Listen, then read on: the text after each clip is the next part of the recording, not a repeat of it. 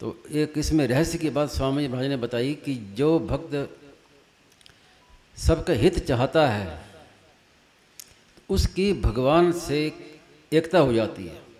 भगवान की जो सुहृदता शक्ति है उससे उस भक्त की एकता हो जाती है, क्योंकि जो काम भगवान नहीं कर सकते वो भगवान का काम वो भक्त कर रहा है। और आज जैसे स्वामी महाराज ने कहा कि जितने भी संत हुए हैं, महात्मा हुए हैं, उसमें जिसका ये भाव रहा कि सबका कल्याण कैसे हो, वो सबसे ऊंचा हुआ है। सबसे ऊंचा वही भक्त हुआ। और ऐसे भाव वाले को ही भगवान कारक पुरुष बनाकर भेजते हैं संसार के हित के लिए, हर एक को नहीं भेजते। तो इतना ऊंचा पद है। तो भगवान देखते हैं कि ये सबका कल्याण चाहता है, तो सबका कल्याण तो हो नहीं सकता, तो कम से कम इसका कल्याण तो मैं कर ही दूँ।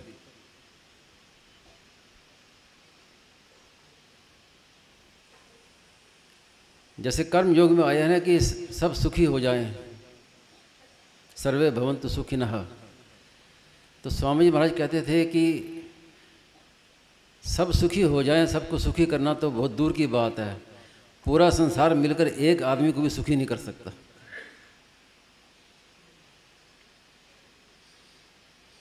लेकिन सब सुखी हो जाएं तो हम सुखी हो जाएंगे, हमारा कल्याण हो जाएगा। सबका कल्याण चाहेंगे तो हमारा कल्याण हो जाएगा।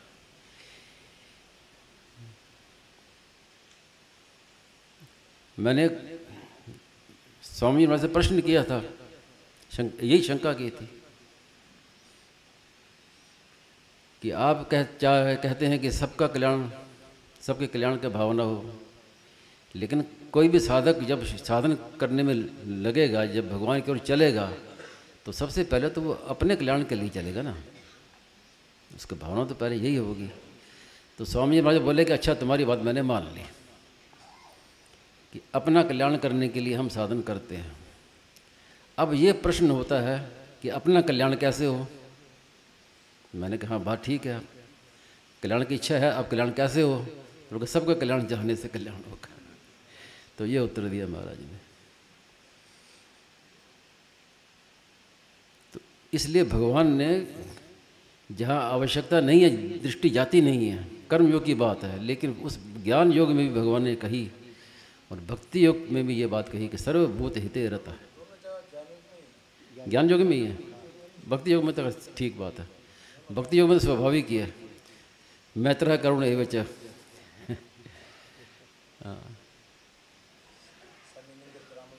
हाँ, ते प्राप्नुवन्ति मामेव सर्वभूत हिते रता, ते प्राप्नुवन्ति मामेव लभन्ते ब्रह्म निर्वाणम। ठीक है। जबकि ज्ञान योग में ये बात समझ में आती नहीं है। मैत्र करुण एवं च केवल भक्ति में भी कही है, ज्ञान में नहीं कही ये बात है। लेकिन फिर भी और ज्ञान में ये बात कही, ज्ञान योगी के लिए, कि उसका जो एक देशीयता है, जल्दी ज्ञान योग में एक देशीयता नष्ट करनी, तो जल्दी कैसे होगी कि सर्वभूत हिते रहता से जल्दी होगी।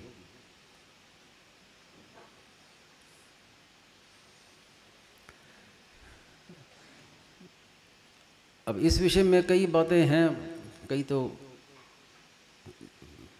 मैं कह चुका हूँ, बार बार दोहराने का नहीं करता मन, कि जो जगत है, संसार, ये ना तो भगवान की दृष्टि में है, ना महात्मा की दृष्टि में है। भगवान की दृष्टि में तो मत्तः परतरम नान्यत् किंचित् सत सच्चा हम, मैं ही सब कुछ हूँ, तो वहाँ जगत कहाँ रहा। और महात्मा के दृष्टि से स महात्मा वासुदेव सर्वमिति स महात्मा सुदुर्लभ। तो महात्मा की दृष्टि में भी जगत नहीं है, तो जगत है जीव की दृष्टि में। तो एक बार इस विषय में प्रश्नोत्तर हुए, तो स्वामी जी महाराज ने कहा कि भगवान की दृष्टि में मैं ही हूँ, तो अब कल्याण किसका करें? जब सब मैं ही हूँ तो किसका कल्याण करें? और महात्मा की दृष्टि में भी जगत है ही नहीं, तो किसका कल्याण करे? ये प्रश्न तब हुए कि स्वामी जी महाराज ने एक रहस्य की बात बताई, क्योंकि महात्मा के रहस्य की बात महात्मा ही बता सकता है, सुदुर्लभ महात्मा, कि एक संत महापुरुष जो सुदुर्लभ, जिसको वासुदेव सर्वम का साक्षात हो चुका है, उसके मन में एक बार भी मन में उसके आ जाए कि सबका कल्याण हो, तो तुरंत तत्काल सबका कल्याण हो जाएगा। और उसके मन में एक बार भी आ जाए कि गोहत्या बंद हो, तो विश्व से गोहत्या बंद हो जाएगी। एक बार भी मन में आ जाए कि ये गर्भपात बंद हो, तो विश्व से गर्भपात बंद हो। इस पर प्रश्नोत्तर चलते, वो प्रश्नोत्तर मणिमाला में आप देखिएगा, उसमें ये है। तो उसमें महाराज ने ये बताया कि वास्तव में उसके दृष्टि में जगत है ही नहीं, तब किसका करे वो करे? तो ये तो जीव की दृष्टि में है। इसलिए जो सेठ जी ने कहा ना कि एक कुर्सी खाली है, तो वो बात मेरी समझ में आती नहीं, क्योंकि मेरी यही शंका रहती है कि जो कुर्सी खाली रहेगी अगर खा लिया तो, क्योंकि जब है ही नहीं सब कुछ वासुदेव सर्वम भगवान ही है, तो अब कौन किसका कल्याण करेगा वहाँ पर? तो स्वामी जी महाराज ने जो सरल बात बताई ना कि ये कल्याण करेगा जो भगवान का, जो भक्त भगवान की ओर चल रहा है, इसमें भी ज्ञानी की अपेक्षा भक्त की भावना विशेष रहेगी। सबका कल्याण की भावना ज्ञानी की अपेक्षा भक्त में विशेष है। इसलिए भगवान ने ज्ञान में ये कही ताकि दृष्टि डालने के लिए, कि आवश्यकता करने के लिए। अब सर्वभूत हित रता में इसमें क्रिया की मुख्यता नहीं है, ये भाव की मुख्यता है। विश्व का कल्याण हो, इसमें कोई क्रिया कर सकता है क्या? ये हमारी भावना है। क्रिया सीमित होती है, भाव असीम होता है। क्रिया से तो हम एक व्यक्ति को भी पूरी तरह सेवा शायद ही कर सकें, कितनों की सेवा करेंगे? कोई दान देना चाहेगा तो कितना दान देगा? एक सीमा के भीतर। भोजन कराएगा, भंडारा कराएगा तो कितनों को कराएगा? इतने बड़े संसार में ये तो नहीं कि पूरे संसार के लोगों को आज भंडारा है, नहीं करा सकते। क्रिया सीमित है, लेकिन भाव असीम है। भाव के द्वारा हम पूरे विश्व का हित सोच सकते हैं। जैसे शब्द के विषय में कहा ना कि रेडियो का शब्द होता है, तो हम शब्द पूरे विश्व में फैल जाता है वायुमंडल में। एक बार राम ऐसे कहा तो वो राम पूरे ब्रह्मांड में फैल गया। वो रेडियो यंत्र होते हैं, वो यंत्र उसको पकड़ लेता है, नहीं तो वो है तो आकाश में ही। वेदों में कहा है नादम ब्रह्म, शब्द को भी ब्रह्म कहा है, क्योंकि उसका नाश नहीं होता, वो आकाश में रहता है। सेठ जी की बात आपने सुनी होगी कि जो मेरे ये सत्संग की जो तात्विक बातें हैं, वो अभी लोगों अगर नहीं पकड़ सके, नहीं समझ सके, तो वो बातें आकाश में रहेंगी। यही बात स्वामी जी महाराज के विषय में समझनी चाहिए कि वो बातें आकाश में रहेंगी। आगे भविष्य में कोई भी अधिकारी होगा तो उसको वो बात मिल जाएगी,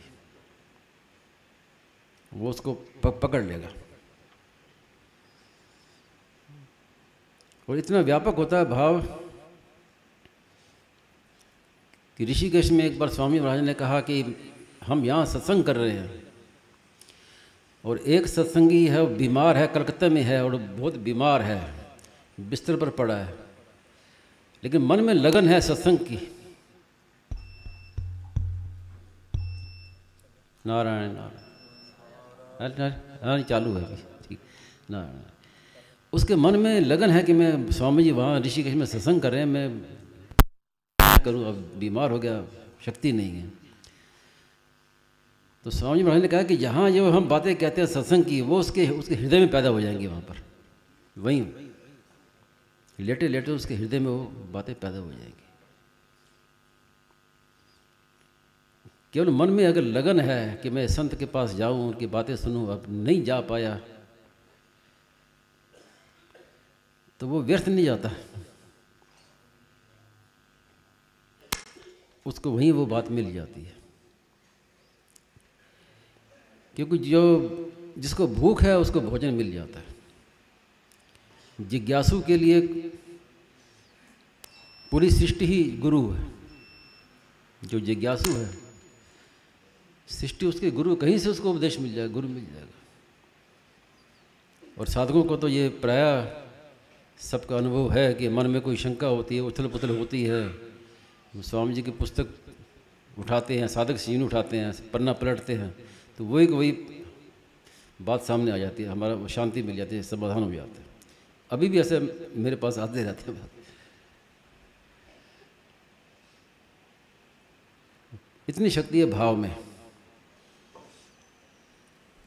एक बार स्वामी जी महाराज ने कहा कि मैं सत्संग करता हूँ, हाँ 3 नंबर में बात कही, तो बीच में कोई क्या प्रश्न करता है, कोई क्या प्रश्न करता है, तो कई बार बस में बाधा भी लग जाती है, विषय कुछ और चल रहा है, प्रश्न हो रहा है। तो स्वामी महाराज ने ये यहाँ तक कहा कि किसी के मन में कोई प्रश्न हो तो आके सत्संग में बैठ जाओ चुपचाप, आपको समाधान मिल जाएगा।